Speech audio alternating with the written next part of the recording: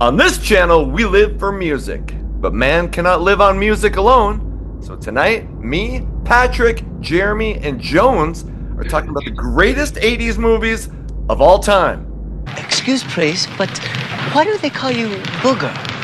I don't know. The hair metal guru from Warren to Crew.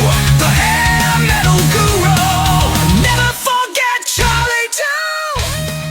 Welcome to the Hair Metal Guru. My name is Anthony. They call me the Guru, and holy shit, look, we got a sausage party here. This is kind of lame, actually. But we got four dudes here, and we are going to be talking about our favorite. And I'm ranking them. I think we should rank them. We are ranking our favorite 80s movies of all time. With that, let's meet our round table. We got Patrick. Colonel Patrick is back for the attack. Welcome back, Patrick. I'm always back for the attack, but this was the fucking hardest list I've ever made. Yeah.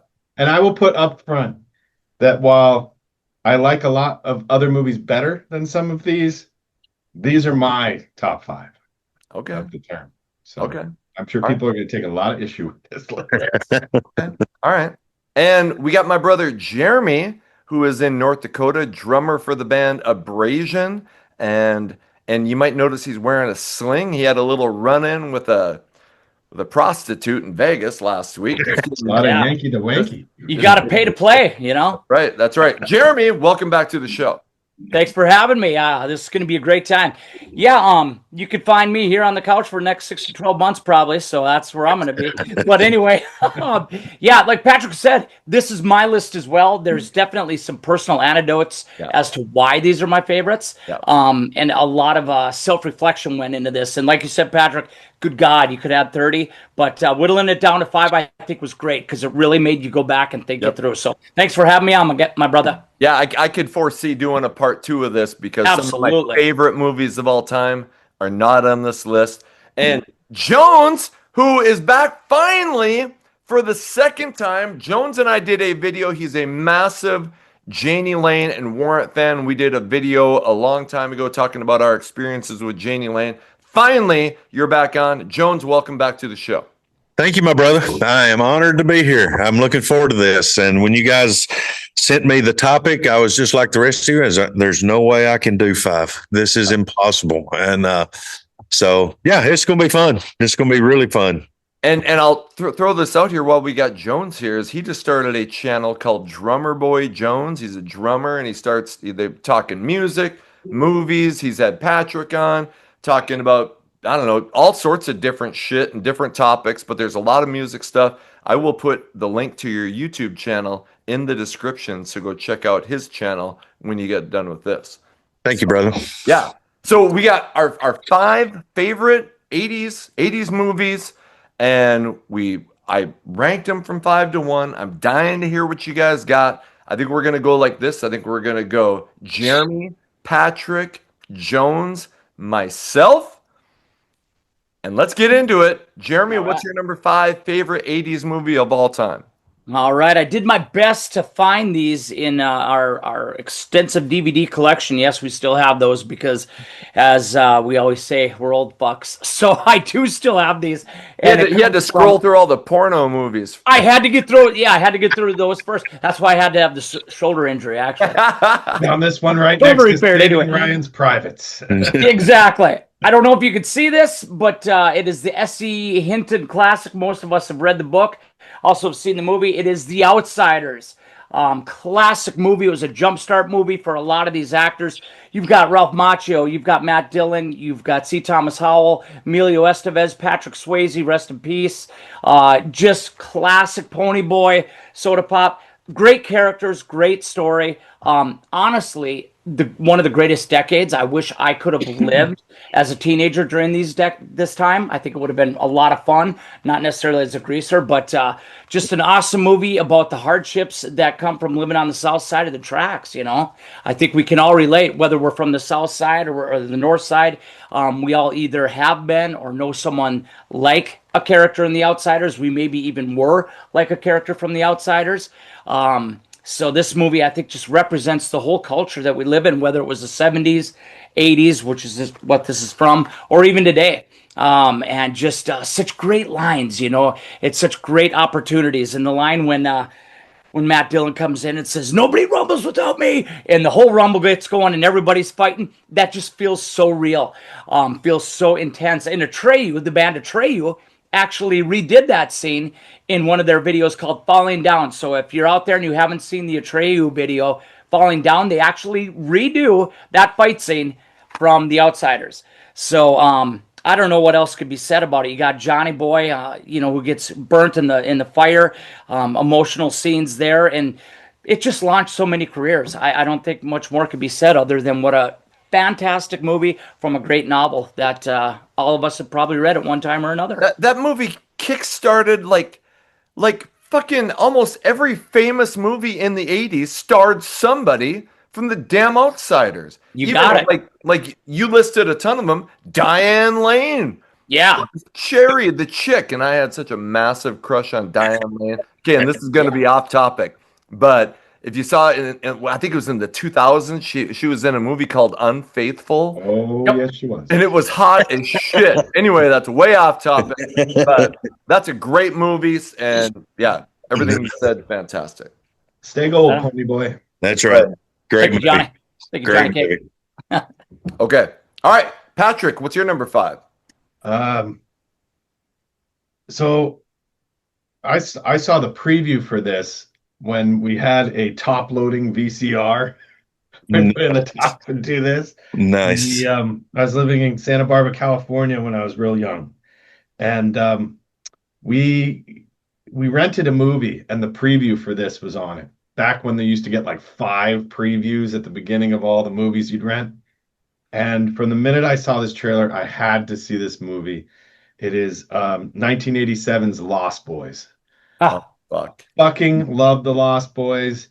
I love Kiefer Sutherland. But this, I was 8 years old when this movie, or 9 years old when this movie came out. Probably 10 years old when I saw it. And it started an affinity for in my younger years of having to see every movie that the 2 Coreys were in. Yeah. As well, because I loved it. Lost Boys is still badass today, and it also is single-handedly responsible for my affinity for In Excess, because on the soundtrack is their song with Jimmy Barnes from Cold Chisel, called Good Times, which is a fucking banger of a song. Yeah. I don't think 6 months goes by still that I don't watch this movie. So, good for you. great fucking movie. You remember the scene where the guy's playing the saxophone? It's the big sexy guy. Well, that song is actually by a band called The Call.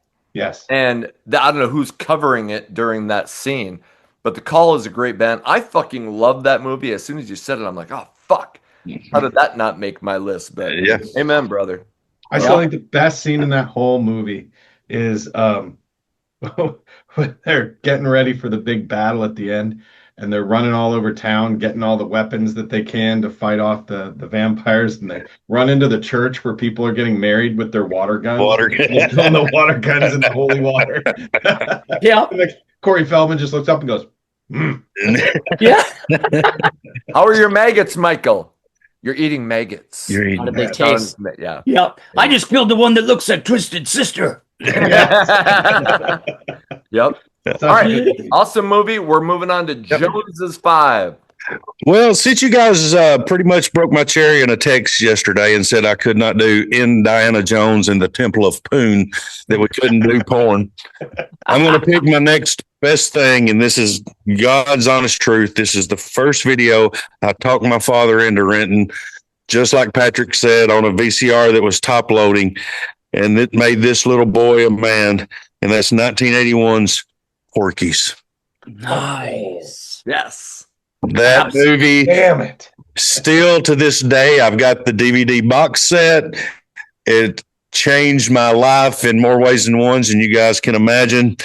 You know, Pee Wee and Tommy and Billy and Meat and Billy Ballbreaker, and remember Lassie, my friend. You know, and of course the shower scenes and Oh my gosh. When the funniest scene ever is when they bring Tommy Turner and Billy into the principal's office and they're describing having to get a sketch artist to draw a penis with a mole on it. Yeah. Yeah. Funniest thing ever. Funniest thing ever. And that's just I love those 80s teenage, which that's probably not a teenage movie, but you know what I'm saying. Those hairball comedies like that, I actually loved them. Loved them. Why do they call you meat? Well, And another one, the one when Meat's drunk at the little burger joint and he's eating that pizza or not pizza, chili, right? He's eating a bowl of chili, and that cop was like, that boy's inebriated, you know, because they're making excuses for him and stuff. And he's like, that boy is inebriated. We're taking all of you to jail. And Pee Wee's like, son of a bitch is drunk. He does it all the time. But yeah, I love those movies. Great movie. Great movie. Okay. My number 5. Fuck. If you grew up in the 80s, you had to, in one way or another, worship the work of a guy named John Hughes.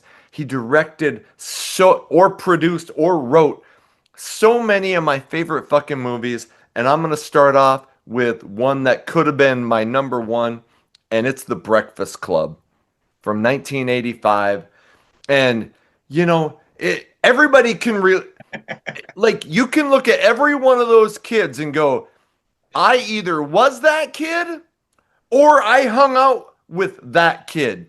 You had the geek straight A kid that probably everybody made fun of. You had the jock, you know, that was, you know, a hero to everybody. You had the social outcast guy wearing the trench coat that, you know, was the druggie. You had the awkward girl. You had the prom, you know, the hot girl that everybody loved. But you find, you know, and it starts off with the common theme, like, oh, you know, you guys are from this. A lot of these movies I bet are gonna have, you're from this side of the town. You're part of the in crowd. And you have this side of the town, and you're part of the out crowd. And you should never be able to get along together. And these kids have to spend this whole day in detention. And, you know, like, you look back and you're like, fuck, like, we didn't have cell phones or anything. You had to sit and talk to each other. Yeah. I kind of missed that time. So these kids sit and talk to each other the whole day. And all of this crazy shit happens and they open up to each other. And for a while, they hate each other. Yeah. And by the end, it's like they become best friends. But you can see how they're worried when they leave. What are we going to do when we come back to school? Am I actually going to admit that I like this geek or this, you know, this goth outcast girl? And it's just, you can relate to so many of those kids. And by the end, you know, they find out a lot about themselves. When this came out, I was probably 13 and you're just starting to try to figure out who you are. And the movie is hilarious at times. It's heartbreaking at times. You can go through every emotion watching the Breakfast Club. I still fucking love that movie. That's my number 5. Great one. Great movie. Yeah. Does Barry Manilow know that you raid his wardrobe? Jeremy, do people ever say that to you at school these days? No, not too often anymore. They're used to it. I think Yeah. it's Barry Manilow. Okay, that wraps up our number 5s. We're going on to our number 4. Jeremy, what's your number 4? All right, my number 4. This was not intentional. In fact, it just came to me as you were talking there, Guru. Number 4 also features Patrick Swayze. I'm going to give you guys a quote. See if you guys could say it. First one. It's Dirty Dancing, right? What? It's Dirty Dancing, right? No, I'm just kidding. No, hell no, man. Hell no. The quote is this. What if they call my mama a whore? And his reply is she? Roadhouse. Roadhouse, baby. You got it. Nicely done, Jonesy. You got it, my man. Great job. Number 4 is Roadhouse. We got the late, great Patrick Swayze. And if Point Break was not 91, that would have been on my list. Yeah. I love Patrick Swayze. I miss him. Yep. I shudder to think how many great movies we got ripped off or gypped on because of his early passing. But anyway, I digress. This movie, Roadhouse, was kind of like Porky's, you know, like you were referring earlier, Jones. It had it all. It had sex. It had drama. It had fighting. It had badass scenes. It had hot cars, hot women, great music from Jeff Healey. blind- Jeff What? Healey. Really? Yes. Jeff Healey did the soundtrack. Yes. It's got everything you want. It's got the double douche bar. It's got Sam Elliott. Yes. The great Sam Elliott, who unfortunately meets his demise in this movie. And that, of course, is kind of the pinnacle or the climax of the movie. If you haven't seen it, it's got everything you want in a badass kick-ass movie. The remake that was done with Jake Gyllenhaal, not bad either, but you can't beat the original 1989 version. Patrick Swayze's just so great, and you just can't wait for him to do the throat rip at the end. You know it's coming. You know they foreshadow it throughout the entire movie, and you're waiting. Finally, he goes head-to-head with the other nemesis in the movie, and sure enough, that throat rip. And Kelly Lynch, the beautiful Kelly Lynch, bears her assets in the movie. Yeah. It's got everything that a young teenage boy wanted, and that movie still holds up today. It's one of my favorites, and unfortunately, I do not have the real version, so I don't have it to hold up, and I'm ashamed. My wife told me today, that's on you. But anyway, number 4 is Roadhouse from '89. Love it. What was I gonna say? Oh, one of my favorite parts is when one bouncer guy is banging that girl in like the janitor's closet. Absolutely. And Patrick Swayze walks in and he's like, "Hey, you're fired." And he goes, "I was on my break. Stay on it." Absolutely. It's funny you remember that scene. Yep. Oh, shit. Yeah. Yep. Yeah. Great Okay. scene. Great movie. Great call. Great call. Thank you. All right, Patrick, what's your number 4? So in 1985, my dad took me to the movie theater. I came from a family where my parents got divorced when I was very young, and my dad didn't really know how to be a dad. So what he would do is he would pick my brother and I up and take us to the movies, and we would so he didn't have to talk. He could just put us in the theater. So we saw a lot of movies that we probably shouldn't have been seeing at the age we were seeing them, but I'm grateful he did because I got to see gold in the theater. And in 1985, I still remember it to this day because he also would snore real loud and fall asleep while the trailers were going. So I remember getting to see all of National Lampoon's European Vacation, which I know the first Vacation is amazing, but I love the European one the most. Because it's got like the most raunch in it, and it's just so great.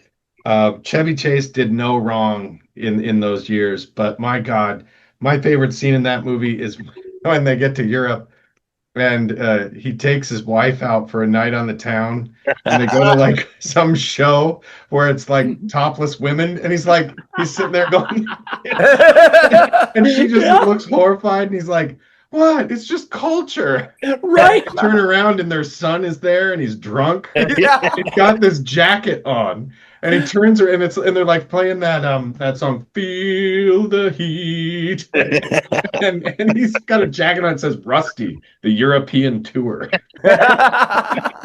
So fucking good. National Lampoons made a lot of great movies in the 80s, but somewhere along the line they just fucking lost their ability to be funny at all. What happened? Fuck. That should be a video all in itself. Yes. Yeah. But European I love Christmas. I'm not saying any of the other vacation movies aren't great, except for the Vegas one. Shit. But European Vacation, pure fucking gold from the minute it starts. One of the most hilarious scenes is when they're out to eat. The family's out to. Oh wait, yeah. This is. Wait, and the couple's making out. Yeah. And Rusty's like, "Dad, I think he's gonna pork her." He's like, "He's not gonna pork her, Russ. Eat your dinner." It's like, "Dad, I think he's gonna pork her." He looks over. He may pork her, Russ. Just eat your dinner. And then when Audrey's always trying to lose weight, and her boyfriend is the guy from the Karate Johnny Lawrence, yeah. Johnny Lawrence, and Johnny's like I don't know. I think he breaks up with her, but they're passing around food, and it's got this big sausage on it. She's like, I miss Jack. Yeah. I just love that too. Yes, yeah. She's always got the posters, like the life-size posters behind her of it when they're in the hotel. Oh And shit. he writes her the letter, and it's like, I think this relationship is strong enough to see other people. And thankfully, Lucy's been coming over to see me. Yep. It's so good. I miss the shit out of you, Audrey. Thankfully, Debbie's been coming over to keep me company. Oh, It's so shit. good. Those We still say Big Ben Parliament Parliament. every Yeah, roundabout every we time ever we go meet. around. Every time, man. There's no way we And don't. what about when they're playing the Be a Pig game show and the fucking Pig in a game poke, show yes. guy keeps making out with the kids? Holy shit. I got my Nobel Prize in 1976. My wife got hers in 1978. Shit. Anyway. Such gold. That's a good one. Oh, Good one. okay. All right. Sorry, I couldn't. Thank you. I just won. Good pick. That's Good a good one. pick. That's a good Good pick. one. Okay. All right, Jones, what's your number 4? All right, my number 4 is, sorry, I'm going to get a little serious here, but my number 4 is 1982's the original First Blood. Oh shit. Stallone is my hero. I know you guys know that. But this was, he had a string of hits in the 80s and all that we was talking earlier. But this one was before Rambo became a cartoon. And this was a serious, it dealt with the things that the veterans had to go through coming back. And, I don't even know if he says 5 or 6 words in the entire movie. It's just, I don't know. It just first time I seen it, I knew, I was like, this is different. It's just something different. Like a little side note, ever since 1982, me and my dad has always went to see every Stallone movie on opening night. That's still to this day we do it, which don't do movies anymore. But we went and seen this, and it was completely unexpected. I think Stallone was like the 6th or 7th person for the role. It had been rejected so many times, and it started a massive franchise. But this one is probably my favorite of all the Rambo films. So that's my number 4. Good deal. Like some of Stallone's movies, like later on, like people would say like they were kind of cheesy. I loved them all. Like Rocky 4, solves world peace and shit. I love that movie. But this was a dark movie. Yeah. And he gets home and he's trying to find his buddy, and like all his best friends are dead, and you can see this guy has PTSD so bad, and he just wants to be normal, and he can't. And Yeah. I fucking, I love that movie. I probably watch that a couple times a year. Yeah. So, it turned into later on. I still like the later ones, but they started trying to inject all this humor. There was no humor in that movie at all. No. Nope. No, that's what Colonel Troutman in one of the things, and there's no way he can survive that, and he's like, yes, he can. And he's like, well, who are you? Or there must have been God. What did he say? God in heaven must have created Rambo, and he's like, God didn't create him. I created him. He was trained to eat things that would make a billy goat puke, and it was just. You could see what they went through, and like I said, Rambo 2, Rambo 3, they started getting cartoony and the action movie, but this was a really good. I love this movie. It's a great movie. Yeah. The last couple Rambos were good because they toned down the cheese factor. Yeah, and were decent movies too. So. Yes, I agree. Absolutely. And that First Blood was so influential, it actually spawned the birth of one of the other greatest movies of all cinema history, MacGruber. Yes. Yes. Absolutely. Absolutely. All right. That whole Okay.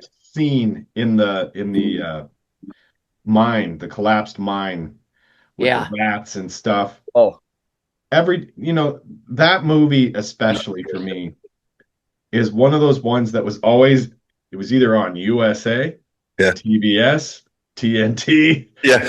It's one of those famous movies where no matter where you pick it up, you're right in. Yeah. You know, love That's it. yeah. Incredible film. Going back to Jeremy's Roadhouse, there's a couple of those. The Roadhouse is another one. You know, if it's on and you flipping, you usually stop. You know. Yeah. Oh yeah. You're Yeah. like, oh, I'm good. Yeah. Yeah. Yeah. Okay. My number 4. Okay. There's a couple movies that I think are just so quote worthy on my list. This is one of them. It's probably fuck if I don't quote this thing once a month, it would shock me. I think it's one of the most hilarious movies of all time. I think it's underrated in the grand scheme of comedies. I feel like when you talk about great comedies, I don't think you hear this movie all the time, but it's fucking amazing. It's Revenge of the Nerds from 1984. Yep. Yep. And again, we talked about the you have the cool kids versus the non-cool kids. And in this movie, and a lot of 80s movies did this, they focused on the cool kids getting theirs, or I mean the geeky kids getting theirs, and the cool kids kind of taking one for the team and getting their asses kicked. And it was a common theme, but you have Lewis and Gilbert who move into the dorms, and something happens. The fraternity where all the football players live, their place burns down. So they take over where the geeks all live, and the geeks end up getting a house. And but the football players are just never going to let them be a part of anything. So they form a sorority. They end up joining. I can't remember what it's called, but all the competitions, and whoever wins controls like the student senate, and the football players had always been rigging everything. So anyway, one of my all-time favorite characters is Booger. In that first, he had so many lines. So I'll give you a couple. When they're all living at the gym right away when they got kicked out of their dorm and they're waiting in the food line, and I can't remember if it was Lewis or Gilbert, but one of them was like, "Hey, I met a girl," and the other one goes, "Really? Yeah, she's a nice girl." And Booger goes, "So what? Did you get in her pants?" The guy goes, "She's not that kind of girl, Booger. Why? Does she have a penis?" Oh, it's fucking hilarious. And then when he's painting with Takashi and he's having him smoke dope, he's like, "You feel anything yet, Takashi?" "Oh, Booger, I feel nothing." "Yeah, you better have another hit." And the guy's fucking hilarious. And then one more quote at the end when they finally, like the football players had trashed their house, and all the black dudes from Lambda Lambda Lambda. They didn't know like it was an all black frat, but they show up, and the guy goes and grabs the microphone and he addresses everybody, and he goes, "We're never truly going to be free until nerd persecution ends." And then it's like, "Raise your hand if you're a nerd," and everybody comes out, and Queens, "We Are the Champions" is playing. It's a fucking amazing movie. It's hilarious. Yep. And who can't relate to feeling like there's some fucking jock or just some cool kid who gets his way in everything and you don't, and that movie just sticks it in that kid's ass, and it's fucking awesome. Revenge of the Nerds is my number 4. Absolutely. Can't wait to see that again. You bringing all this up makes me want to just delve right in again. Oh, It's yeah. been a long time. Not seen it in a 30 long years. time. Yeah. Oh God. Okay. And shit, they ended up making like 7 of them. Right. Even the second one was kind of shit, but they kept pumping them out. But They milked it. Yep. totally. All right, we're on to our number 3s. Jeremy, what's your number 3? All right, number 3. Roads. Where we're going, we don't need roads. And yes, it is the iconic Back to the Future. I don't know if you could see this or not. This stupid effect I have on is really fucking things up. But anyway, it's the Back to the Future, and I'm talking about the original. Michael J. Fox, you got Christopher Lloyd, and one of the greatest cinematic treasures of its time. Still holds up, in my opinion, when you talk about like the time in which it came out and the graphics that it had with with the rare exception of the flames under his legs. That was pretty bad. But other than that, the effects were great. The movie was great. The storyline. Who doesn't want to time travel? And you got Michael J. Fox. All of us here are rock and rollers, so we could relate to Marty McFly's character wanting to be a rocker, and he's jamming out, and Huey Lewis says he's too loud, and we all, as we were, I'm sure we're saying, oh, if you're too loud, it's too old, or if you're too old. That whole thing, everything about it was just relatable. And then just the storyline that went along, and I'm not even going to go into it. Everybody who's watching this channel has seen it. It's another one that probably stops you in your tracks when you're channel surfing. The second and third were also very good. I don't know if they held up with the original, but they were close. Second one, I really actually enjoyed it every bit as much. But the original one, you just can't beat it. You're going ahead, and it's so funny that they go back in time to go back ahead, and then they come back to an alternate reality, and it's all shit, and Biff takes over the world, and holy cow, Hill Valley's went to shit, and he's got to go back again and fix it. It's just, I don't know, it's got everything you wanted, and I loved his dad, and for the life of me, I can't remember his name right now in real life. Crispin, something Glover. Crispin Glover. Yeah. Yeah, Glover Crispin. I loved his character and what a nerd he was. Speaking of Revenge of the Nerds, when they're sitting in the kitchen and he's sitting there and he's changing your oil. That whole scene, man, I freaking love it. And there's just so many iconic one-liners and everything else. It really jump-started Michael J. Fox's movie career. He was already famous in TV, but his cinematic career was birthed from that. And after that, we got just a whole string of great Michael J. Fox movies, and I credit it to Back to the Future. So there's my number 3. Very Make one. like a tree and get out of here. Yeah, get out. Absolutely. Biff was a classic character. Classic character. Yeah. Hey, I spilled beer all over my jacket when I crashed your car. Who's gonna pay this dry clean bill? That's right. Absolutely. So good. The one line, the dad when he goes, Marty, I just don't do well with confrontation. Yep. Absolutely. And when he's playing the Van Halen in the barn, how great is that scene? Guys, when he's creaking, greetings, Earthlings, and he's got Eddie just shredding on the guitar.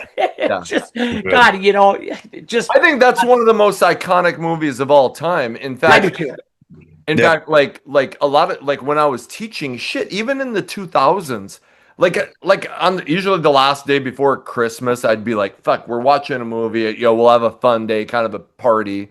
Yeah, and I'd always give them options of movies to watch. And shit, they'd be like, "Fuck, let's watch Back to the Future." It's like even kids who weren't close to being alive know and love that movie. that's right. Great. Yep. All right, Patrick, what's your number 3?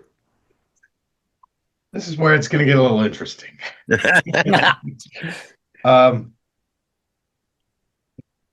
This one meant a lot to me. And I don't know how many people have seen it, but we came from a family that was super poor. And so we didn't have cable, we didn't have anything. But my dad did real well. And he's the reason we had a top loading VCR was because he felt bad, so he'd buy one, and things like that. And I remember my brother got really sick, and my dad paid for us to get cable because my brother was pretty sick. And so we got the Disney Channel. And this was when the Disney Channel first had happened. And they kept looping this damn movie over and over and over all the time on it because it had failed so horribly in the box office because of a true life event that had happened that killed it. And when Challenger blew up, this movie had just come out in theaters.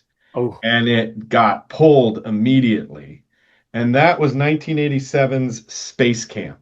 Yes. Starring Tate Donovan. And it was the story of the kids who go to space camp and in a freak accident get launched into space. And so they're trying to figure out how to get them home. And it's a phenomenal movie. And that movie, if you're not, are any of you guys familiar with it? Hey, I'm going to be honest. I don't think I've seen that. I've never heard of it. Yeah, I've seen it. I've seen it. Great Wow. movie. Well, Great fuck you both. I'm like, how is there a 1980s movie that I haven't seen? I don't remember seeing that. All right, pause this recording and then go look at the trailer. You've seen it. I know you've seen it. Contrary to what Patrick says, I just looked at the trailer while I'm editing this video, and I have never fucking seen Space Camp. Holy shit. Yeah. It There's also no has way a I've little, seen it. It also has a little baby Joaquin Phoenix in it.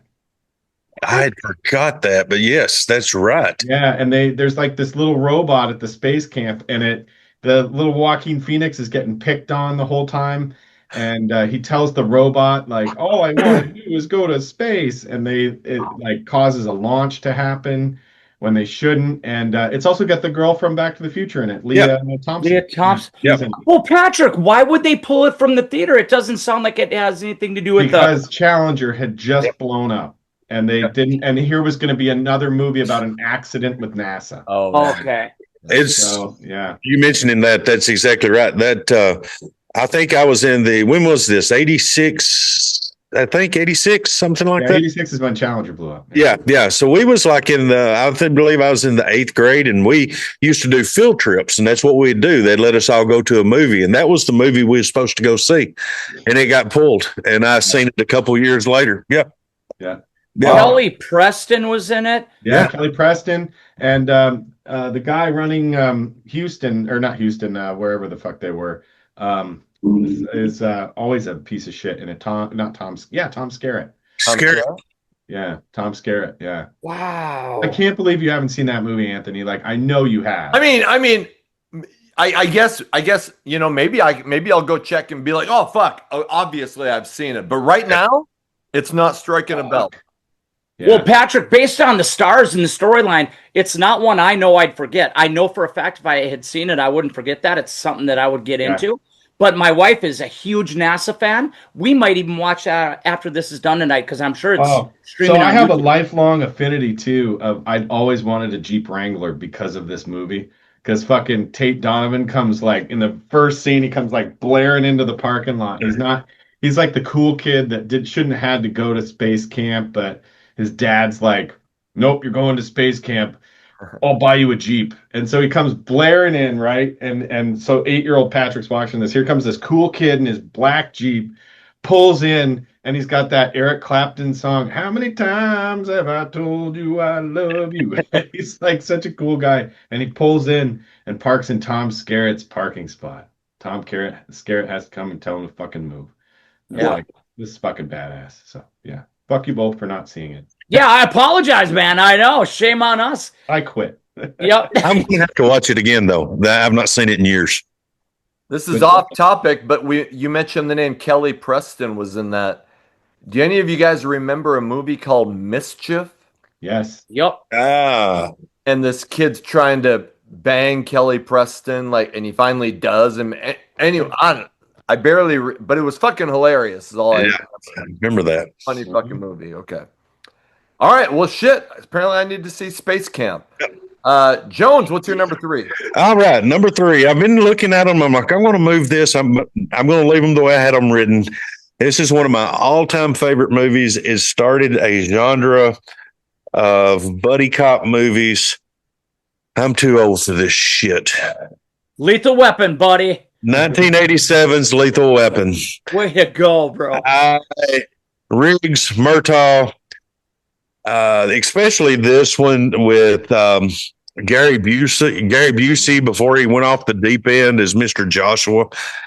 And that scene where he takes Mel Gibson, and he's hung up and he's water and he's shocking him with a damn car battery. And, you can see it in Mel Gibson. He's like, if I get loose, I'm going to kill this, and it's just, I think it started the whole genre of buddy cop movies. It's one of my all-time. I love every one of them. They keep getting a little bit worse every time, but I still love all of them. I love Mel Gibson. I know he's got blackballed by Hollywood. I still love Mel Gibson. I could probably name several Mel Gibson movies on this one too. But yeah, I love Lethal Weapon, and especially the first one, 1987. I'll say this. You said Man. that, and maybe they did get worse, but they didn't get worse on Lethal Weapon 2. No, that's awesome. Yeah, it's great. Lethal Weapon 2 fucking rules. Yeah. Yeah. And I love liked that. when they added Joe Pesci. I thought they Yes. stayed pretty dang good. But yeah, the original is impossible to beat because Murtaugh was so freaking crazy. I mean, he was whacked out of his mind. His eyeballs were protruding from his head as that character, you know. Yeah. I don't think Mel Gibson had to act. Yeah, right. So grief Yeah, stricken. yeah, that was crazy, and yeah, when they added Peg in part two, they drive through. They get to drive through. It's one of the best lines ever. Yep. That's right. That's right. I forgot. God, I'm so glad you picked that. How did that one not make my list? I love those movies. You know, I got to tell you, Jonesy, when I went through my divorce, my ex-wife knew how much I loved those movies. So when we were splitting our assets and going through everything, we went through our DVD collections and we would take turns. Just because she knew how much I loved them, every other turn she would take one of the lethal weapons. Oh man, I'm not even All you- kidding you. I all you ended up with left was the Lethal divorce Weapon with half 3. the lethal weapons. Hey, Jeremy, that must have been a real pain in your assets. It was a major pain in my asset. You're right, brother. But you should have went all rigs on her. What's that? I said you should have went all rigs on her. I should have, dude. I mean, I'm like, seriously, you're gonna split up my lethal weapons? Oh yeah, that's bad. hey, tough. is your ex-wife single now, or what's up? No, I'm just kidding. Yeah. You looking to get my other DVDs back for me? Hey, I am, man. I'm gonna try to help you out, man. Absolutely. All right. Okay. All right. My number 3. Okay. Sorry, but we got to go back to John Hughes, and I love these coming of age movies and movies that were hilarious and full of fun and party shit, but also had like some deeper meaning behind it. And this, I think, is one of the funniest fucking movies of all time with one of my favorite characters of all time. In fact, I used a quote from him in the intro. It's 16 Candles from 1984. Yes. I love that movie. And again, you got your cool kids, the beautiful kids, and they're always rich, and their parents always gave them nice cars, and they always had this huge house. Yeah. And then you had the dorky kids, and let everybody beat up on and all this shit. Well, anyway, if you don't remember the premise, Samantha, it's her 16th birthday, but her family forgets because her sister is getting married that day. And so everybody's worried about the wedding. And so she goes through her whole birthday, and family is coming. Nobody says happy birthday. Her grandparents come, and they bring one of my favorite cinematic characters of all time, Long Duck Dong, comes to stay with the family. And there's a dance that night. She goes to this dance, and Jake Ryan is the hot hunky guy, but this time he's a beautiful guy and he's rich, but he's actually not a huge asshole. He turns out to be a good guy, which was kind of rare in these movies. Yeah. Usually the girl would end up falling for one of the dorky guys, and the dorky guys would have a win for once. But in this one, she does fall for the cool guy, for the hot rich guy, but he ends up being a good guy. But fucking what's his name? Anthony Michael Hall is hilarious as one of the nerds. Those big braces. Sorry. And he has braces, and he pays Samantha like to get her panties for an hour, and has everybody pay $1 to get them. He ends up sleeping with Jake Ryan's girlfriend. Remember when he takes her home when she's all wasted? But one of my favorite parts is when Donger, he's like dancing with a girl who works at the school, like maybe she's a janitor, and he's like got his head buried in her tits, and he's squeezing her ass, and he's like, I've never been so happy in my whole life. It's just fucking hilarious. And then, then he gets wasted and they find him sleeping on the grass. And that's where they wake him up and he's like, oh, no more yanking my wanky. Donger need food. It's just, there's so many great one-liners.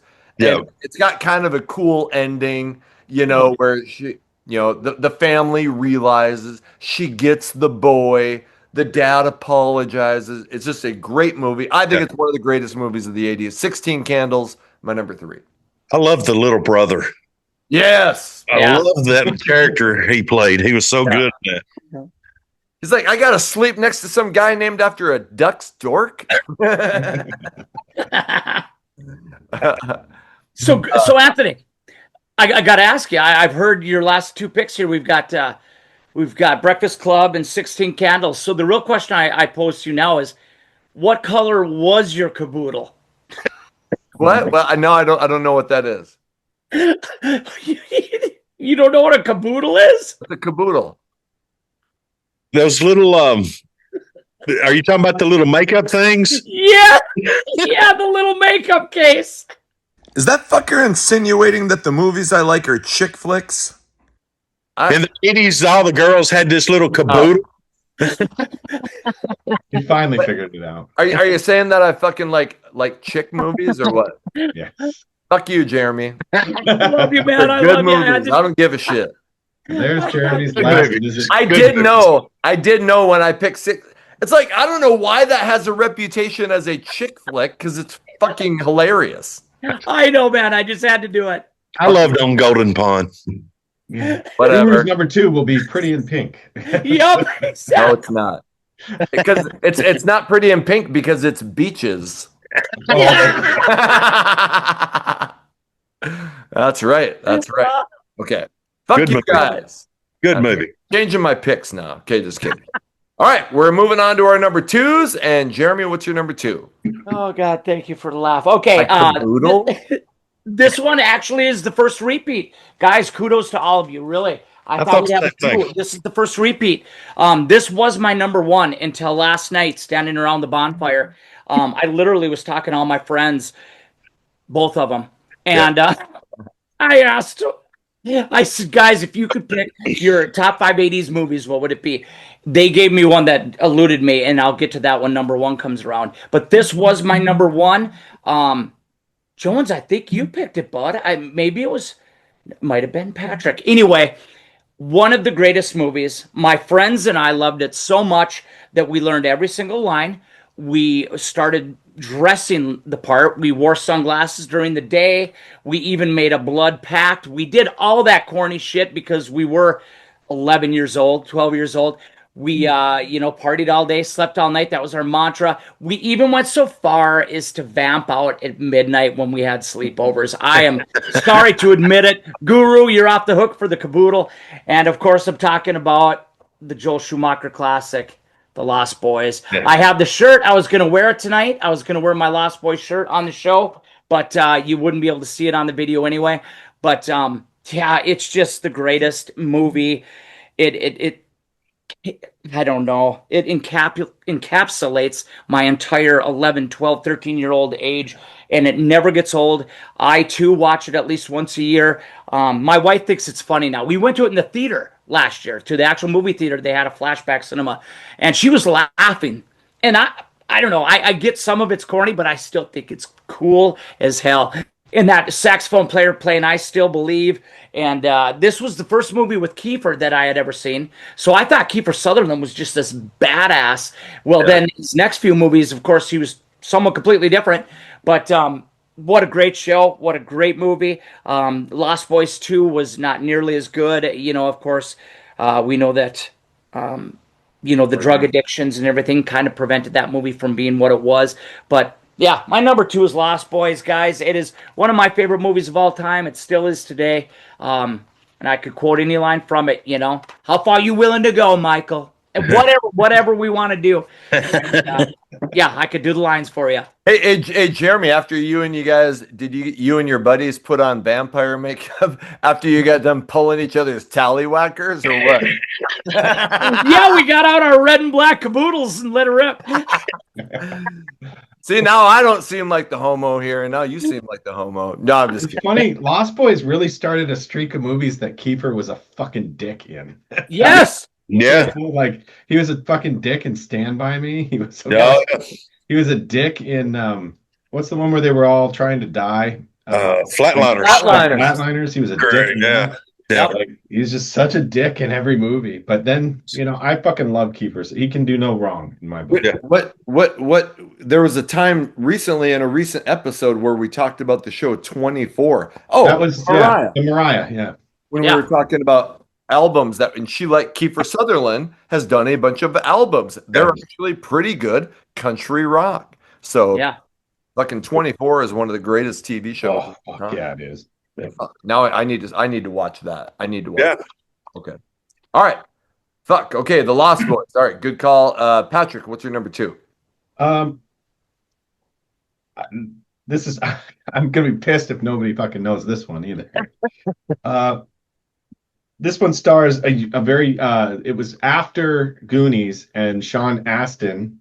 It was his next movie Rudy? with him and Kevin Bacon, in which they go on a Kevin Bacon is like an adventure hiker, and he takes these kids on a tour of hike. Fuck you, Anthony. It's called Whitewater Summer, and the kids revolt against Kevin Bacon and throw him off a cliff. And it's pretty fucking rad movie called Whitewater Summer. The whole soundtrack was done by like Bruce Hornsby, and nobody knows this fucking movie. So Nope. I do not. Nope. Man, I'm this is I'm all right. right Then fine. I'm gonna pick my 1A. And Okay. instead, from I believe it's 1985, Red Dawn. Ooh, Nice. Ooh. There you go. How about that? Yes. If you don't know my Whitewater Summer, you can fucking take Red Dawn because it's a badass fucking movie. Wolverines. Absolutely. That's right. Patrick Wolverine. Swayze again, buddy. Get up there and piss in the radiator. Fuck yes, such You a great got it. movie. But I will tell you, I've never wanted to walk out of a movie so bad as I did that fucking horrible remake. Really? Never seen it. I I wouldn't liked it. No, really. I didn't watch it. you liked it? And I'll tell you why, Patrick. I had to detach myself from the original because someone had told me if you go in there expecting a remake or whatever, and they were like, just go in there with an open mind like you had never seen the original one. So I tried to be very open-minded. That, I think, helped me like it a little bit more than if I went in with the expectations of a true remake. You know what I mean? But not as much as the original. Hell no, you can't beat that. He had to detach himself from the original like he detached himself from his penis. I hate when I lose it. What? I feel like such less Can't of a find man. it either. When he transitioned. No. I really love Red Dawn.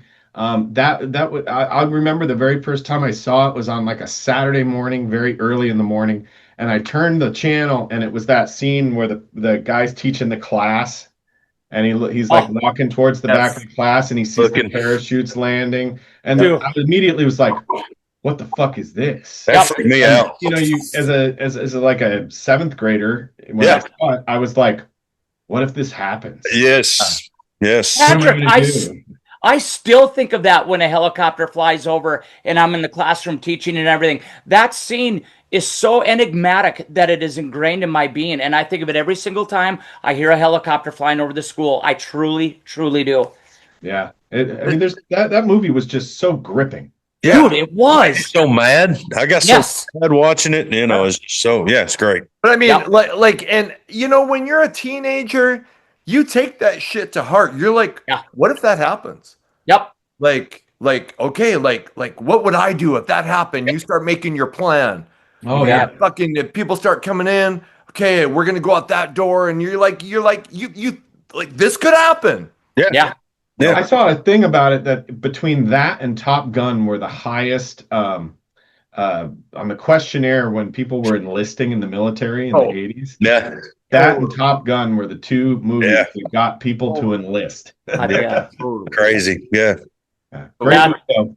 That's a Incredible. great pick, Patrick. That was going to be on my list too. It was That's so on my much better of a pick than Whitewater But Summer. I'll be honest, now I'm intrigued about Whitewater Summer I'll and check it out. Space Camp. Yeah, Whitewater Summer, really quick. What it is Yeah. Kevin Bacon is like an adventure guy, and he does these hikes, and he takes kids from the city who would never experience the outdoors, and he takes them out there, and Sean Astin is like, Coke bottle glasses, nerd kid, and he keeps bringing this radio, and like Kevin Bacon like kicks his radio into the water, and everybody's like, "What a dick! What a dick!" And like he keeps riding on Sean Astin about, you're never gonna fucking live, you're never gonna live, and they go on this thing where they have to like go mountain climbing with like ropes and shit, and they leave him behind because Kevin Bacon's such a dick, and the other kids are like, I can't believe he left him back there. And Kevin Bacon or Sean Astin gets through it. And he's like, wasn't that great? Wasn't that great? And they're all like, fuck you. And they throw him off a cliff and he gets hurt really bad. And of course, like Sean Astin, they're all like, let's get out of here. He fucking deserved it. And Sean Astin stays and helps him. And then they have to like go down the river and fuck you all. It was a great movie. Is it kind of like River Wild? No, because he's not like purposely like kidnapping him or anything. Okay, He's just a okay. dick. Hey, Patrick. Patrick, when you were younger and you were going to school, did you notice that while everybody else was on this nice long orange bus, that I you was on the little short one. a little bit shorter? And yeah, I'll tell you. And okay, I know this is completely off topic, but serious as shit. I went to a high school where my graduating class was 10. When I got to this school in 7th grade, there was no football team. In 9th grade, they're like, hey, we're going to get football. You're going to go to a bigger school, Kindred, and you're going to co-op for football. So like 14 of us in 9th through 12th grade sign up for football. And I shit you not, we go outside and there is a short bus that we rode the 10 miles to Kindred for practice. And I swear to God, on the side, it said Leonard Special School District. So we got on the highway and this sounds horrible, and I do not like I have when I was teaching, I loved working with special needs kids, but we would hang He says it fucking laughing. windows and go like, We're all I was going to very immature back then. Okay, They're very different people. I'm a lot different now. I'm very mature now. Yeah. But two. No, we was all little punks. We was all little punks. Hell We yeah. are All off the rails. Okay. No, it is Jones, awesome. we're on to your number 2. All right. My number 2 is my favorite comedy ever, with the exception of Smokey and the Bandit. And that was in the late 70s. So I couldn't put it on this list. Yeah. My second is 1980. It barely made it to the 80s. 1989, Charlie Sheen, Major League. Oh, Oh, great movie. It is one of my favorite movies. I'm sort of like you guys talking about quotes. I can quote that thing front and backwards. You had Charlie Sheen and Tom Berenger, and remember Joe Boo, and Mhm. and it was just so funny that the religious guy that was the pitcher, the old Yes. and he's telling me, he's like, I like Jesus very much, but he can't help me hit a curveball. And he's like, you telling me Jesus Christ couldn't hit a curveball? Yeah. It's just you put snot on the ball, and that one line where Bob Euchre, where he's the. And he's calling, and he's like, one goddamn hit, and he's like, you can't say goddamn on the radio, and he's like, well, fuck it, nobody's listening anyways. Exactly. It is one of my favorite all-time movies ever. It's just before Charlie went wacko, whatever, and oh man, I forgot. Gosh, what the black guy? Wesley Snipes. Wesley Willie Mays Snipes. Hayes. Yeah. Willie Mays Hayes. You may run like Mays, but you hit like shit. Yep. So that's just that's one of my all-time favorite movies ever. And I even if it's not on TV, a lot of times I'll go grab the DVD and throw it in. I love it. Oh, and after that, like I love that movie. But Major League 2 and the it went to shit. Bad. Back to the minors. Yeah. Yeah. To me, Major League's a standalone movie. None of the rest of it sucks. Yeah, and it should have been. I agree with you. Left well enough alone. Yeah. What about when he gets the phone call and he's like, shit, how the hell did it go? He's like, is that you, Tolbert? I'm hungover and my knees are killing me. And if you're gonna pull this shit, at least you could have said you were from the Yankees. Nice. What Yeah. about when Lou Brown gets his Lou? How would you like to manage the Cleveland Indians this year? Oh, I don't know. Why don't you call me back, Charlie? I got a guy on the other line about a set of white walls. Yeah. I You can love quote that. that just over and over and over. It's so good. So It good. is. All right. Okay, my number two. It was briefly mentioned. I think Patrick said it. But there was a period of Pretty in time Pink. where I think every week I probably rented this on VHS for, I bet, a couple months. My parents got so sick of it. Debbie Does Dallas. Unfortunately, it's not. It's the Flint Bones. Do you remember the porno version of the Flintstones? Instead of Fred and Wilma, their names were Ready and Willing, and instead of Pebbles and Bam Bam, their names were Puddles and Gangbang. And they wore the same clothes. And Gangbang, Gangbang had a club, and he'd beat it on the ground. He'd go Gangbang. Fantastic. It's over. Show's over. Thank you for having me on. I'll never look at my Fruity Pebbles the same again. I'm literally have tears. Oh. I can Puddles and Gangbang. Oh shit. Okay. Not even say the fucking movie. It's Stand By Me. It's Stand By Me. I you wanted to be one of those kids. You felt like one of those kids.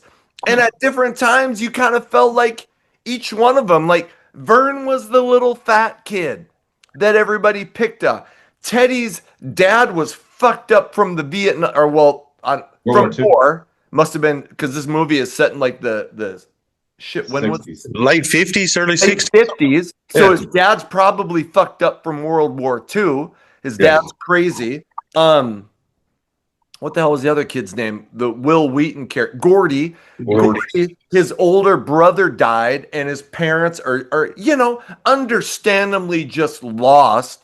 But it was obvious that they loved him more. And then Chris. Chris comes from the bad family, and his brother's bad, and his parents are bad, and everybody knows that Chris is gonna be bad too.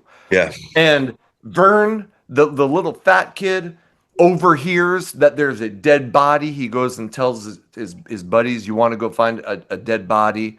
And they take this trip walking, and all this crazy shit happens to him, and you hear all these stories about these kids and their, what their lives are like and what they're gonna be like. And Ace, Kiefer Sutherland, that's when you mentioned it. They also are going to find the dead body, and so they get into a tangle with him. But at the end, they find the dead body. All this crazy shit happens. They go home, and I can't remember the guy. He's Richard Dreyfuss is the guy who narrates the story, and it's actually a Stephen King book called The Body. But it became Stand By Me. And I'll just give you one quote from it at the end. At the end of the movie, he says, "I never had any friends later on like the ones I had when I was 12. Jesus, does anybody?" I watched that movie, and you just long for this time that you're never gonna get back to. It was hilarious. It was dark and serious. Do you remember the story where can't remember the fact? Hey, Lardass, shout out Billy something, but they called him Lardass. Yeah. It's the pies. Yeah. And the pie eating contest was hilarious. But And then the Chris, they say he ends up dying, but I remember the part where he's crying because he's telling Gordy about the time that he stole the milk money or whatever. And Yeah. he's like, everybody knew I did it because of where the family that I come from. And he's crying and he goes, I just want to go somewhere where nobody knows me. And who Yeah. hasn't thought that at some point? Yeah. Yeah. Like, you're like, my life is fucked up or whatever, or I'm fucked up. And you're like, you know what? If I could just go somewhere where nobody knows me, I could start over, Yeah. brand new. And I still love that movie, Stand By Me. It should be my number one, but it's my number two for this list. Great movie. The You one bet. scene in that movie that I thought was played incredibly is it's the very opening scene. You see that car parked on the side of the road, and Richard Dreyfuss is in it, and he's just sitting there looking out the window. Yep. And we've all done that. Yeah. Because you're just so caught up in your thought from the past. Yeah. And that movie, I saw that twice in the theater when I was probably 7 or 8. Mm. And to this day, I still love that movie. It's an incredibly heartbreaking story, Yeah. Yep. Totally. but it's so good. And it's like you know what's really crazy about that is before you could really like go out and get DVDs and VHS, you had to wait to see that shit on cable. Yeah. It was sometimes like a year or two. Yeah. Right. Right. So I would always remember that movie as funny for some reason, and then I'd watch it and I'd be like, "This isn't funny at all." Yeah.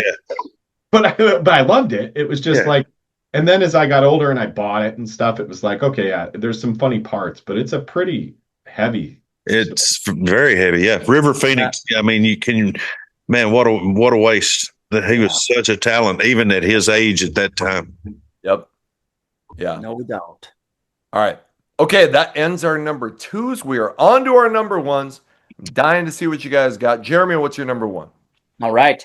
At the risk of sounding deep and brooding here, I do want to say one thing. You know how on your channel we always talk music and we talk about the universal language that is music and how it brings us all together and melds us all as one. I think cinema, I truly believe cinema does the same thing. We're seeing this right here with the four of us guys. Totally. We have 4 people with 5 top. I mean, see, that's 20 movies and 1 repeat. Yeah. That shows how different movies speak a different language to each and every one of us and our personal experiences and our personal journey.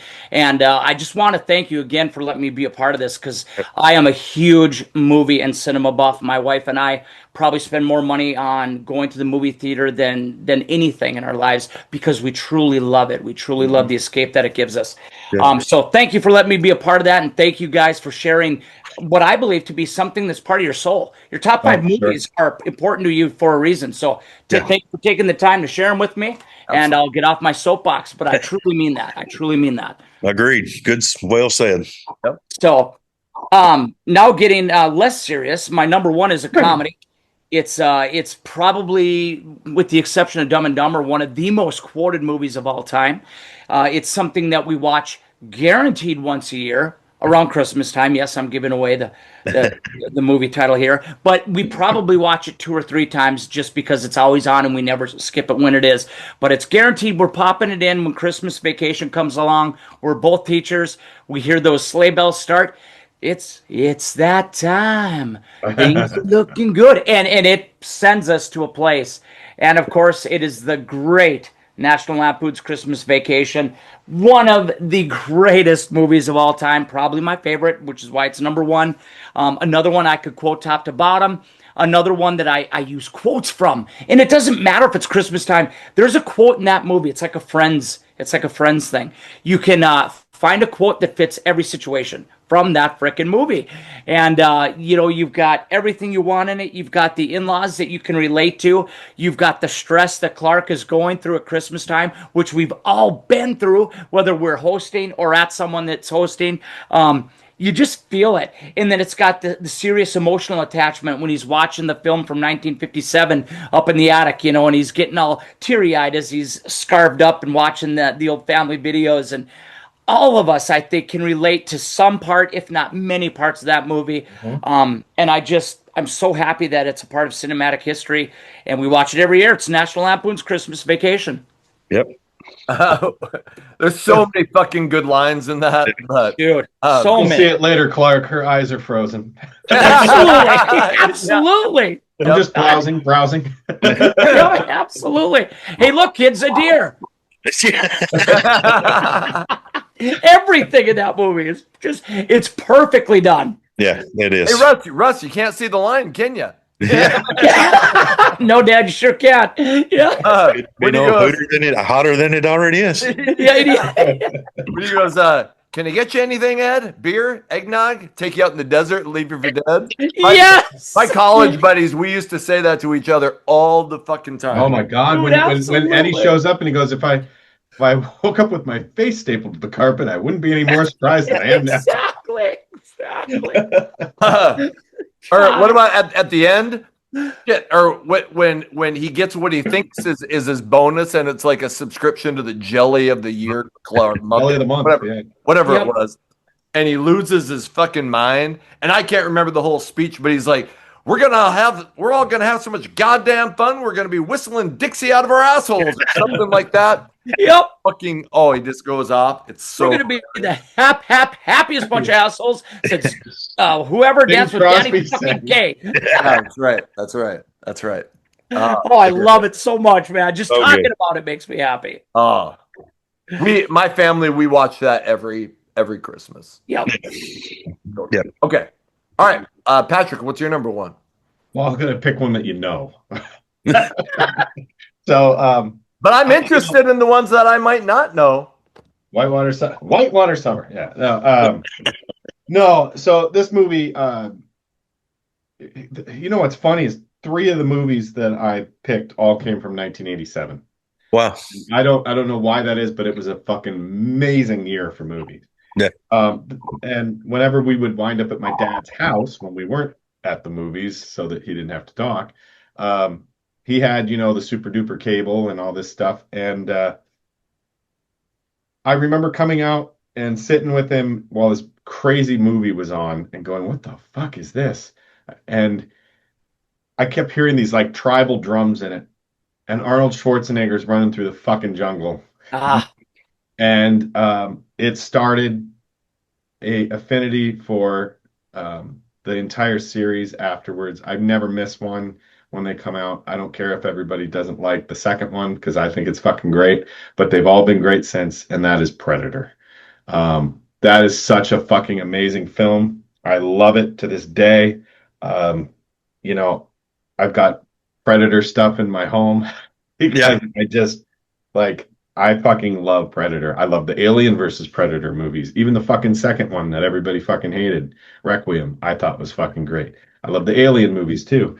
But Predator is so good. Arnold Schwarzenegger is so great in it. I think it's iconic when he covers himself in the fucking mud. Yeah. So that and he beats the shit out of the fucking alien, and it's just fucking great. I don't know what else to say about it other than everybody's seen it. You could pick any movie from those action movies in the 80s, and they were all fucking great. Cobra was great. I have this whole list of other movies in case people picked them. Yeah, me. Yeah. I'm looking at them, and they all could have been my number one. And I'm not going to say what they are because I have a feeling we're probably going to revisit this topic. But I fucking love Predator, and I hope you guys do too. Absolutely. I haven't seen it in forever. Now I really want to see it again. It's been a long time. Me too. Me too. Yep. Jeremy?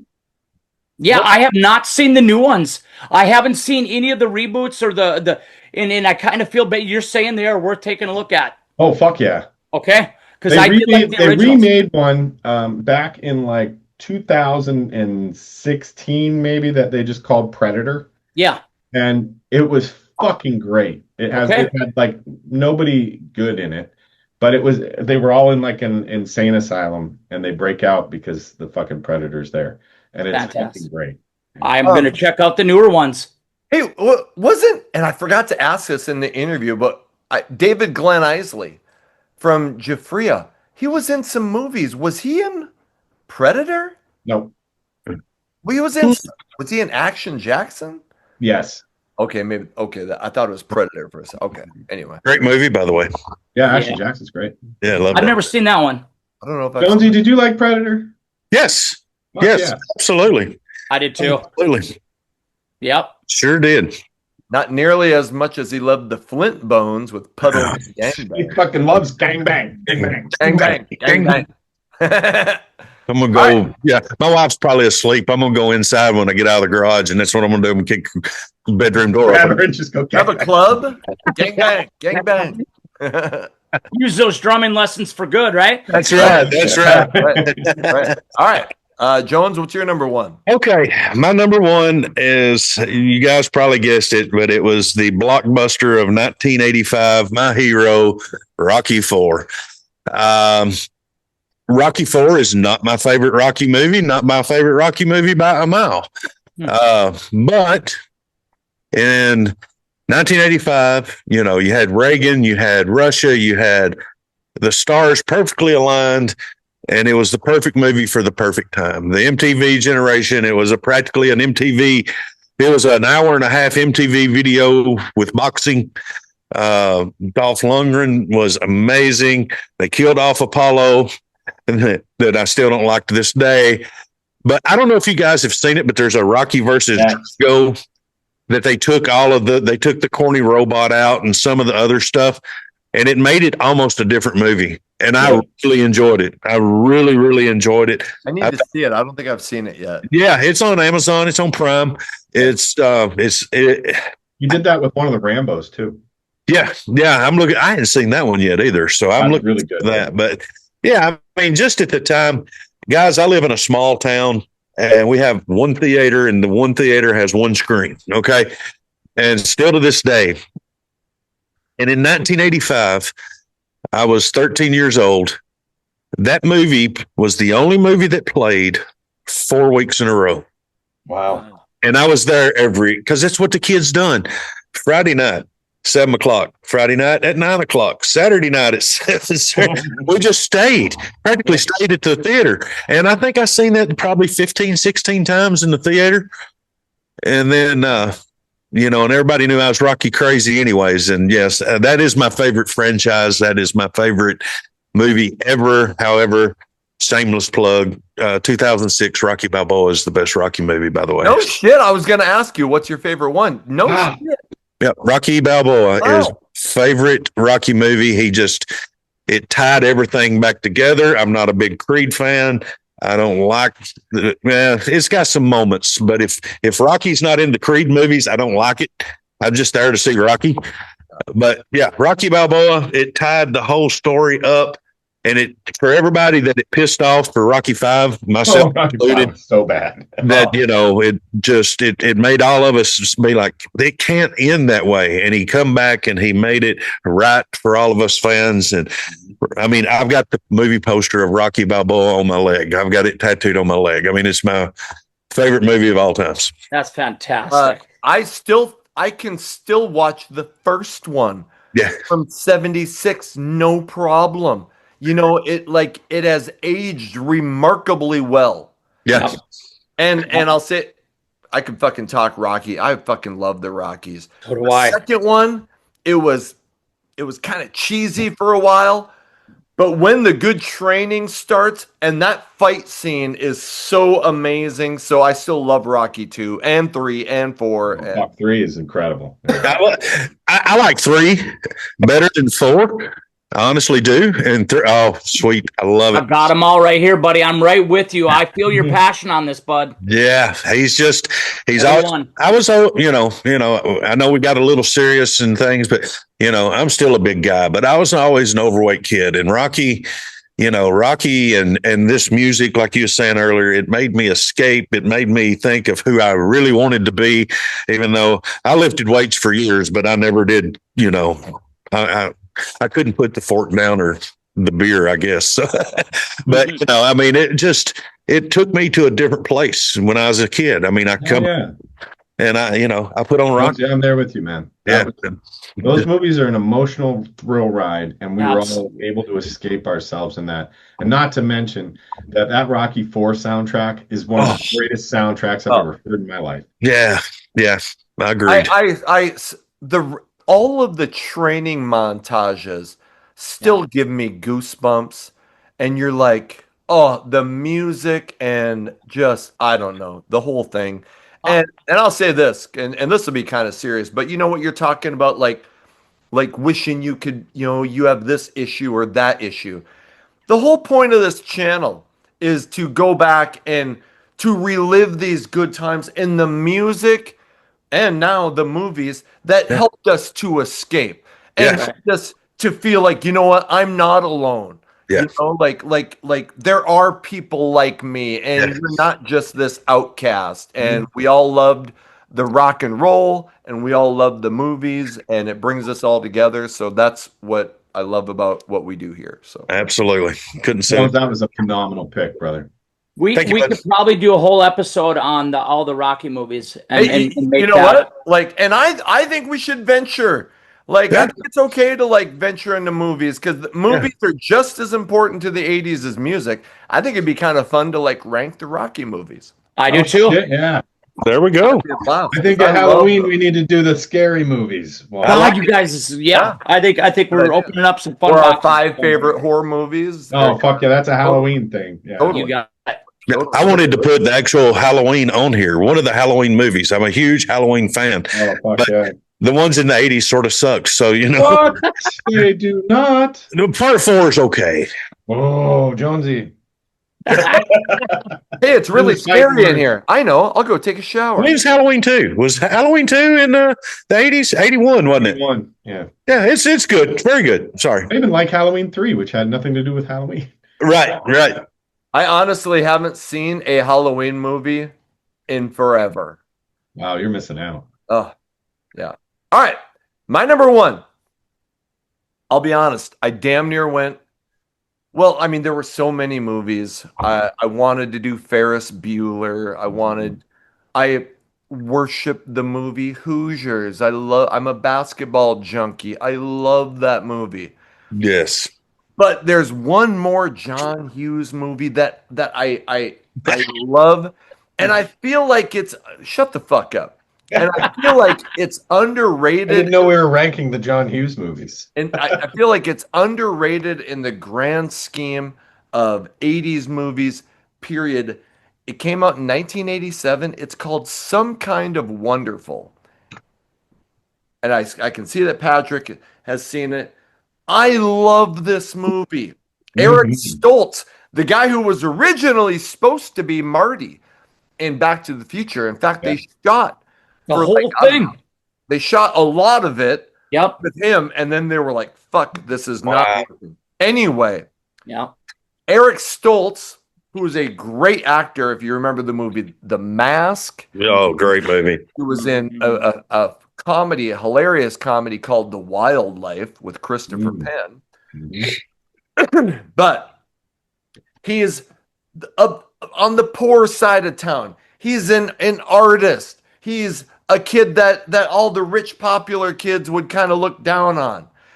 He is in love with this girl named Amanda Jones, who is also kind of poor, but she's so beautiful that she is with the popular kids. And she goes out now. I can't remember his name. His real name is Craig Scheffler, and but she has been dating this guy, but he cheats on her, and he's rich, and he always wears. You remember, rich kids, the rich popular kids always wore like blazers and shit. Yeah. They always had hot cars. Anyway, but his best friend is this short-haired chick played by Mary Stuart Masterson, who I love, is a drummer, and she loves him. But he doesn't notice because he's always focused on this beautiful Amanda Jones. Anyway, he takes all his college money and he buys this pair of diamond rings and he's going to give it to this Amanda Jones. And this wild, crazy night happens. Anyway, long story short, at the end of the night, he realizes that this girl that was his friend, holy shit, all the movies I like are chick flicks. He realizes that she loves him. And then he realizes, you know what? I love you too. He ends up giving her the diamond rings. It's the diamond earrings. And now, geez, okay, where the fuck is my caboodle? Because now I'm talking about it, and I'm He like, got very fuck, emotional. this makes Yeah. me sound. But I love this movie. So many great scenes. I don't really have any quotes, but it just reminds me of this. Like, how many times are in your life, especially back in high school, you loved a person or you had the hots for someone and they didn't know. Maybe you were friends, maybe they didn't know you existed, but you would have done anything for this person. And Right. anyway, in this movie, it's great. It's not a chick flick. It's really fucking cool. And okay, it probably sounds like a chick flick. I don't give a fuck. Some Kind of Wonderful from 1987 Awesome. is my number one. John Hughes didn't make a bad fucking movie. Fuck no, he didn't. No. And I'm pissed because my favorite John Hughes movie was Career Opportunities, and that came out in the '90s. So Yeah. that's Hughes did not. Did Hughes do? Christmas Vacation, he did too.